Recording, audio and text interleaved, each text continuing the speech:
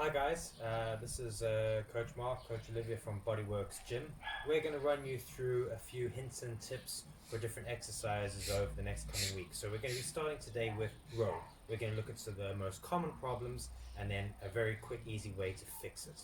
So let's have a look at the row. Again, we're using dumbbells today, but this will also apply if you're using a barbell. So let's have a look at the most common errors. The most common error really what we're going to see in a row is the person's inability to hinge correctly and then to get retraction before they're starting, so they're not getting a nice flat back. So you see Olivia's start position there, she's rounded, okay? And then the next one is she's not hinging. So let's say that her knees are too bent, she's too upright, she's kind of bending with the knees, okay? She's not facing down, okay? Both of these positions are not going to allow you to do the row. So let's have a look what it looks like when you're doing it wrong, okay? So let's say she's rounded back, so she gets down, she sinks down, okay? And she's lifting the dumbbells up. She thinks she's doing great. Unfortunately, because you've got this rounded position, you really want these muscles here to be pinching together. The start position is off, so everything else you do from there is going to be off, okay? The next problem is if she's too upright. So often what happens is you're not hinging, you're squatting more, and you see how her body now is too upright. Again, you've got the wrong body action because she's too upright, okay? They're the main areas, and what we can sometimes see is, particularly when we're doing a palm forward row, is that clients will bring the weight up to their shoulder, which is a bicep curl, instead of a row, okay? So let's have a look at quick, easy ways of fixing. Okay, so let's get right to it. Let's fix that row for you. So the first thing you're going to need to be able to do is you're going to need to be able to hinge. So let's have a look, first of all, what is a hinge and a squat, okay? So let's have Coach Olivia do a hinge. So she's going to have her feet underneath her shoulders.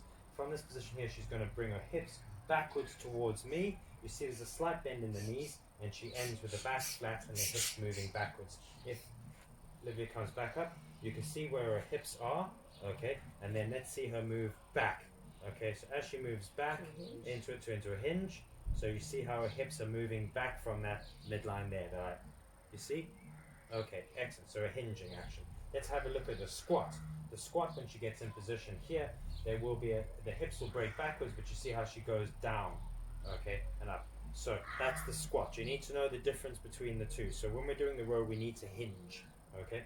So first thing we're going to do is we're going to get the hinge, and we're going to set the shoulder blades. So you see how she's going to roll the shoulder blades back, pinching them, chest out nice and proud, and from this position here, she's going to hinge, and then pausing when she gets into position. Once you've got into the right position here, your start position, you need to really control nice strong legs, nice strong abs, and she's squeezing back. The shoulder blades here, pinching, okay, pinching in. So I can see the skin folds pinching in. If you're wearing a shirt, you'll see that it's pinching in, okay. Excellent, nice and tight abs in this position, okay.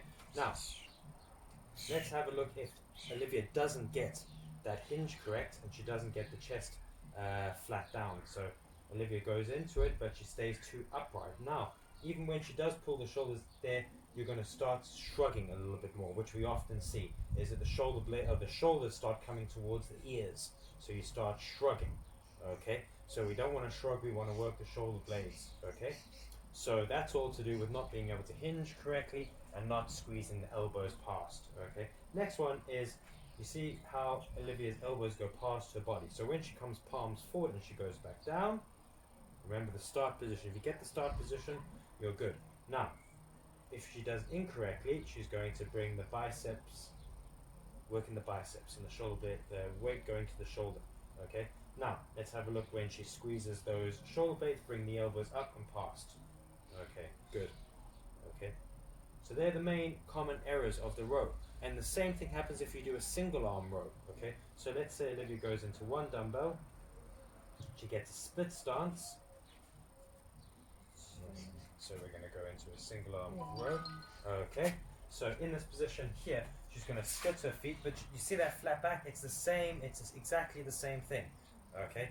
Now she's working one side, but that same back position is what you need, okay, for it.